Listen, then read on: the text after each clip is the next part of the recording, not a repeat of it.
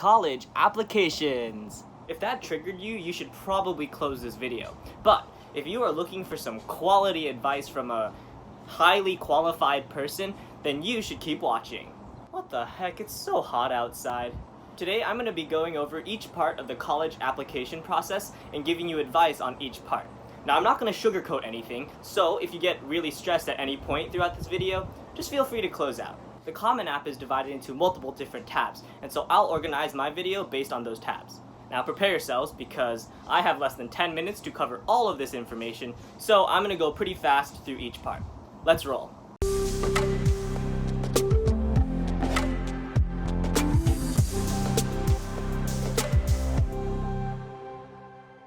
First up, we have the Profile and the Family tabs, and this is where you enter all that information that you have no control over whatsoever, but for some reason still affects your chances of getting into college. They also ask some pretty stupid stuff like, what year did your parents graduate college? Like, why do you care? But overall, these tabs are pretty straightforward, so you shouldn't have to worry about them. Next up, we have the Education tab, and this is where you fill out all of your GPA information and your academic awards. And it's not too hard to fill out, but at the same time, it's probably one of the most important tabs. If your school has two different scales for GPA, just report whichever one looks better. It just does not matter, because colleges will just recalculate your GPA based on their own scale. Also, within the Education tab, there's this little sub-tab called Future Plans, where they ask you the very difficult question of, what do you want to be when you grow up? And there's an option for undecided, but unless you're going into college undecided, I recommend putting whatever is in line with your major in that box. Next up, we have the Testing tab. I made a whole video on this, so go watch episode 29 on standardized testing. Moving on, we have the Activities tab. Now this tab can be kind of time consuming because you have enough space to report up to 10 of your extracurricular activities and work experience. A few tips here. First, try to fill up this tab as much as possible because more looks better. Second, try to organize them based on how cool they'll look on your application. And third, flex. Seriously, when you're applying to college is not the time to be humble. So, make your activities sound cool.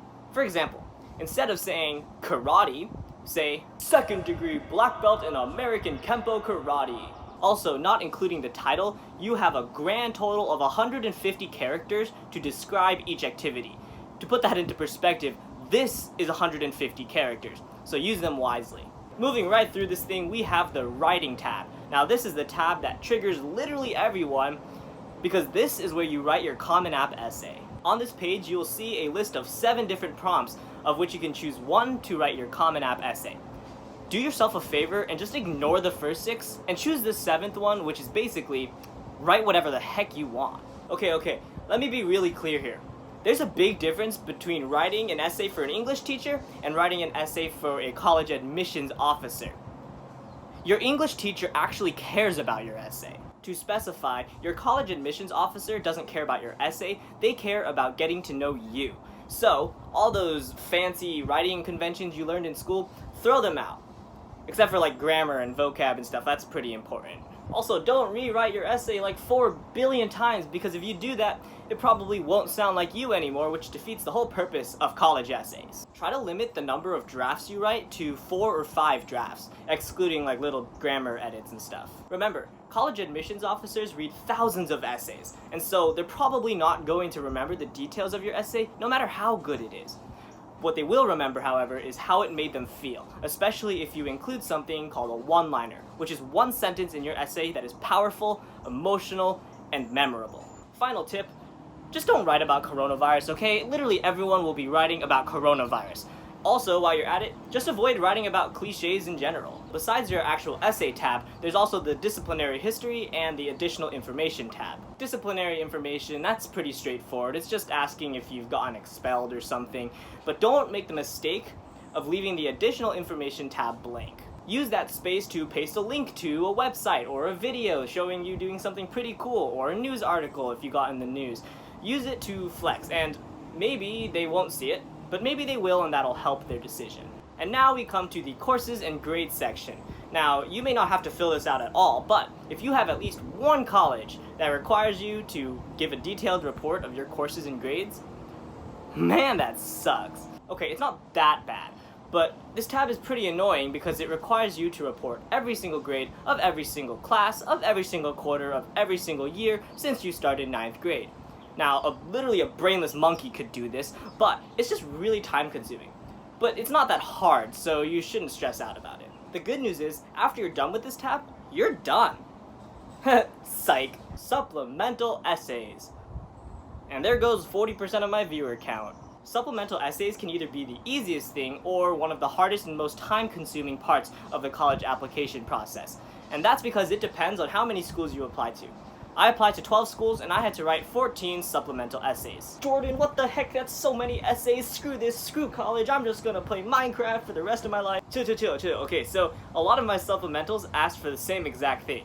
You'll probably have a lot of essays that ask for you to explain why you want to go into your major, or things like that. In fact, a lot of your supplementals will be pretty straightforward. Kermit the Frog famously lamented, "It's not easy being green. Do you agree?" What? Okay, so maybe not all of them are straightforward, but most of them are straightforward. Remember, if you have 2 supplemental essays from different schools that ask the same question, you can just copy-paste and then change some information and make it more school-specific. And when it comes to writing new supplemental essays, just follow the same process as you did for the Common App. And in case you're feeling kind of stressed about writing essays now, here's an actual essay that someone wrote. Why I want to be a pediatric baby marine biologist. Hi, smiley face. I want to be a pediatric baby marine biologist because I like the ocean, small things, and animals. Smiley face. By the way, I was looking in your course catalog for the marine biologist courses, and those courses seem to involve working with fish or things like fish. Sad face. I'm not really all that interested in fish. I mean, I'll take the required fish courses, but what I am really interested in is animals that live in or near the water. Except fish. Frowny face. This is some quality writing if you can't tell. Oh wait, there's more. I like seals, especially baby seals, smiley face, and whales, smiley face. Free Willy was so cool except for part 2, and even wet kittens and other small things like baby dolphins, smiley face. Are they fish? You want to be a marine biologist and you don't know if dolphins are fish? And are wet kittens even a thing? What? Wait, let me look this up. Wet kittens. Nope, they are not a thing. That's why I want to specialize in being a pediatric marine biologist because animals are cuter when they are little, and probably easier to study. Smiley face. Call me Rachel, the future pediatric marine biologist. Smiley face, smiley face, smiley face, smiley face, smiley face. Instant admit. Instant admit. You know, this essay beats all other essays. Guys, if you think your essay is bad, just remember that Rachel exists, and those are the type of essays that get people instantly denied from college, not yours. Anyway, once you're done with all your supplementals, you're pretty much all set. You might have some financial information stuff to do and some loose ends to tie up, but other than that, you're done. A quick side note, some colleges and universities don't accept the Common App, in which case you have to fill out a separate application. Some examples of these are like the universities of California, Texas, or Illinois. But all the application portals are pretty similar. Before I close, some final pieces of advice. Don't stress too much. I mean, a little bit of stress is expected, yes, but don't overstress. I spent a total of maybe 20 or 25 hours on all of my college applications, and yes, that sounds like a lot, but if you spend 30 minutes a day on your college apps, you should be able to finish them in a month or two, unless you're applying to like 30 schools. Instead of wasting a ton of brain power on being stressed about college apps, just use that brain power towards actually improving your college app, and overall, it'll be a lot stronger. That being said, don't procrastinate. If you start working in August, you should easily be able to finish all of your applications before the early action deadlines in early November. But it does become a problem if it's a week before the final deadlines and you still have 25 hours of work left to do. I'll leave you guys with this. Someone very smart once told me that there are 4 unforgettable moments in the college application process. When you submit your first application, when you submit your last application, when you get your first acceptance letter, and when you decide where you're going to go. I remember the emotional high that I experienced after each of these moments, and looking back, they made the whole process worth it. Make sure to celebrate each of those moments, and they will make everything worth it for you too. Alright, that just about wraps up this video. Thanks for watching, everyone. I'm sorry if I just ended up stressing you out more, but I hope that I helped in some way. But, I'm hoping that I'll film later this week, unless it continues to be 4,000 degrees outside, but I'll see you all in the next episode. Bye-bye!